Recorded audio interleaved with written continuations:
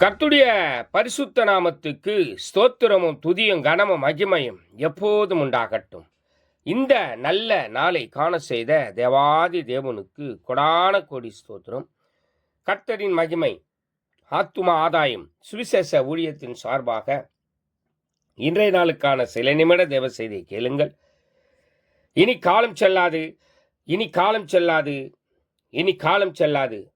என் ஆண்டவராய் இயேசு கிறிஸ்து வரப்போகிறார், ஆயத்தமாருங்கள். அநேகரை ஆயத்தப்படுத்தி ஆண்டவர் பக்கமாய் திருப்புங்கள். பக்கத்துணையாய் உங்கள் பக்கத்திலேயே கர்த்தர் எப்போதும் கூடவே இருப்பார்.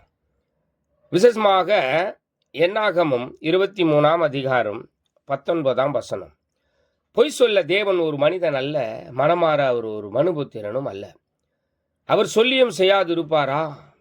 அவர் வசனித்தும் நிறைவேற்றாதிருப்பாரா என்று சொல்லி, எனக்கு பிரியமானவர்களே, அவர் சொன்னால் ஆகும், அவர் கட்டளையிட்டால் நிற்கும்.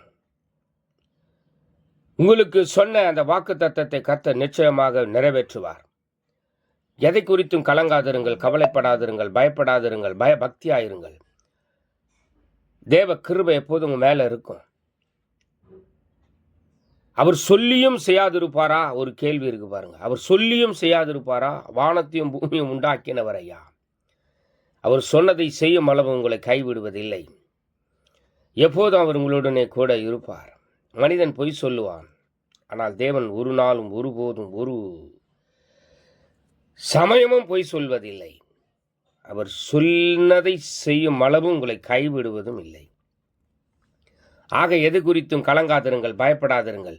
கர்த்தர் எல்லாவற்றையும் உங்கள் கூடவே இருந்து நிறைவேற்றுவார். கைவிட்டு போனது கைகூடி வரும்.